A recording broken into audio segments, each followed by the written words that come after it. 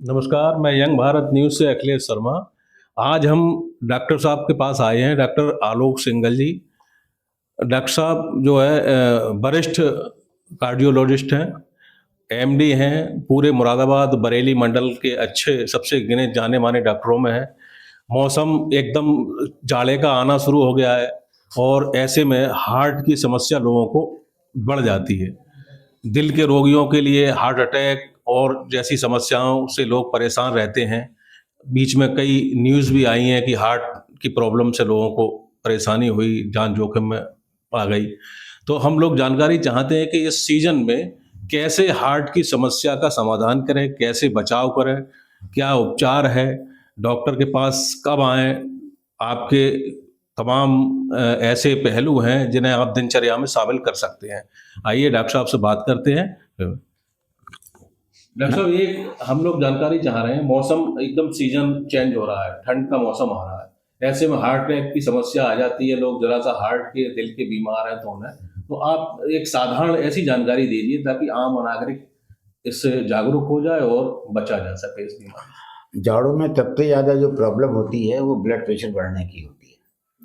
तो जो लोग ब्लड प्रेशर के मरीज हैं उन्हें अपना ट्रीटमेंट रिवाइज करा लेना चाहिए, क्योंकि ये देखा गया है कि जिस दवाई से ब्लड प्रेशर कंट्रोल था जाड़ों के मौसम में उससे नहीं होता, थोड़ी सी दवाई बढ़ानी पड़ सकती है अधिकतर केसेस में। सारी प्रॉब्लम जो होती हैं हार्ट की वो ब्लड प्रेशर बढ़ने से ही होती हैं जाड़ों के दिनों में। जब ब्लड प्रेशर बढ़ता है तो हार्ट पर लोड पड़ता है। उसी समय अगर हार्ट आपका पहले से कमज़ोर है तो वो हार्ट फेल्योर वाली स्थिति आ जाती है, जिसे हम एलवी हम बोलते हैं। ब्लड प्रेशर बढ़ने से दूसरी चीज़ हार्ट अटैक होने की संभावना बढ़ जाती है। तो हार्ट फेल्योर और हार्ट अटैक ये तो हार्ट के बारे में हुआ। तीसरा, जब हार्ट हाई ब्लड प्रेशर बढ़ता है तो ब्रेन के स्ट्रोक मतलब पैरालिसिस होने के चांसेस बहुत ज़्यादा बढ़ जाते हैं जाड़ों में। अर्ली मॉर्निंग में ये फिनोमिनन बहुत कॉमन होता है कि सुबह उठे और गिर गए, मालूम सीटी स्कैन कराया तो मालूम पड़ा कि साहब स्ट्रोक हो गया है, या तो क्लॉट बन गया है या हेमरेज हो गया है। तीसरी चीज़ ये है कि जब हमारा ब्लड प्रेशर बढ़ता है तो इसका असर पूरे शरीर पे होता है। इसमें ऐसी मौसम में फिर किडनी कोई भी दिक्कत बढ़ सकती है। तो ये तीन चीज़ें ऐसी मैं बता रहा हूँ कि जो आपस में रिलेटेड हैं, लेकिन मूल कारण इनका ब्लड प्रेशर बढ़ना है।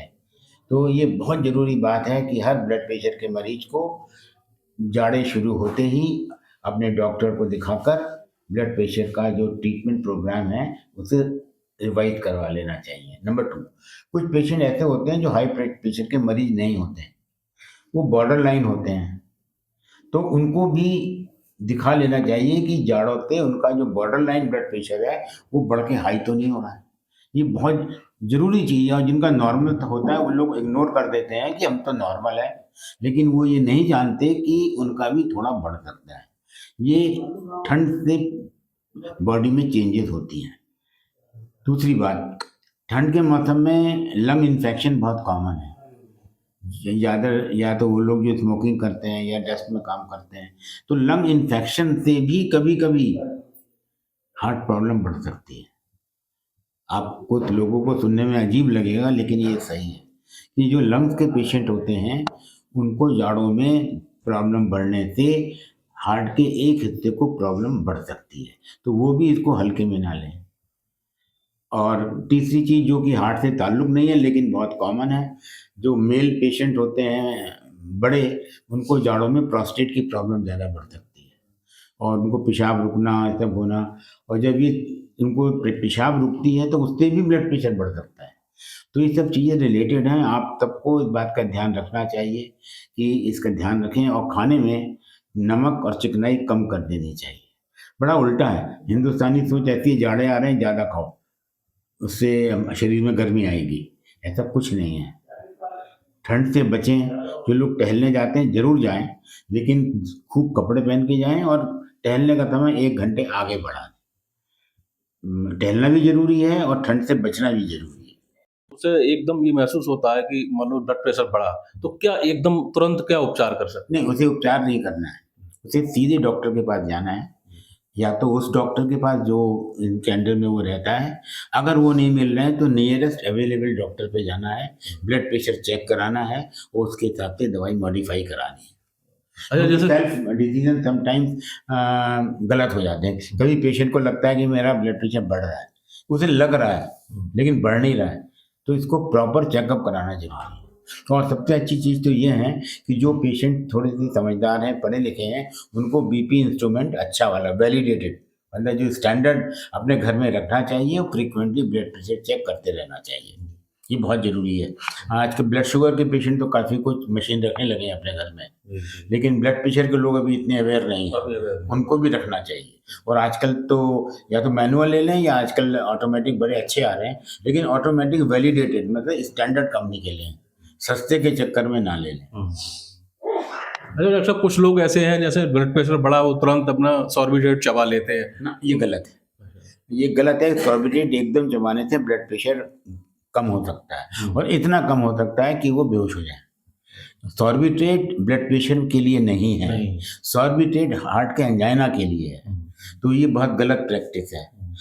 हो सकता है कि भी सॉर्बिट्रेट ली और बीपी कम हो गया हो, बिल्कुल होगा, वो दवाई का असर ज़्यादा कम हो है, जाए लेकिन ये बिल्कुल गलत अप्रोच है, नुकसान हो सकता है बहुत।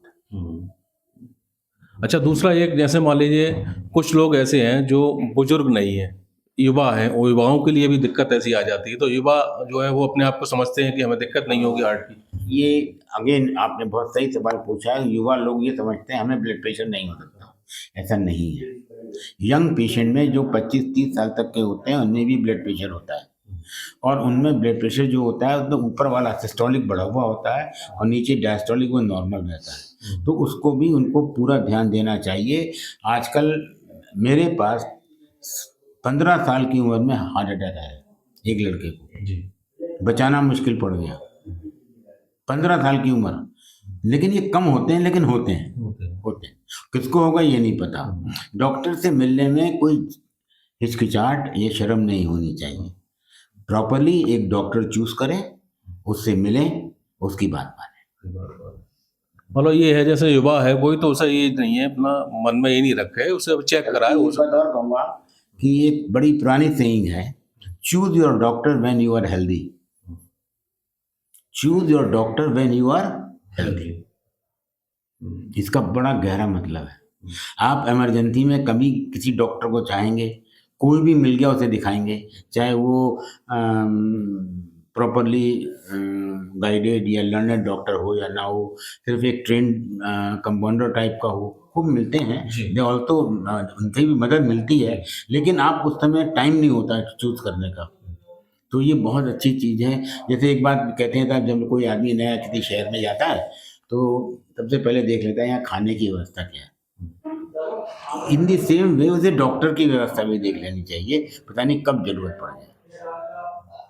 अच्छा डॉक्टर साहब, जैसे किसी को वहाँ गांव देहात में है कोई, अगर उसे मान लीजिए हार्ट अटैक जैसे लक्षण आ रहे हैं, या हार्ट अटैक आ गया, या बहुत ज़्यादा हाई ब्लड प्रेशर हो गया, तो वहाँ एकदम ट्रीटमेंट डॉक्टर का मिल नहीं सकता। तो एक सिचुएशनल प्रॉब्लम है।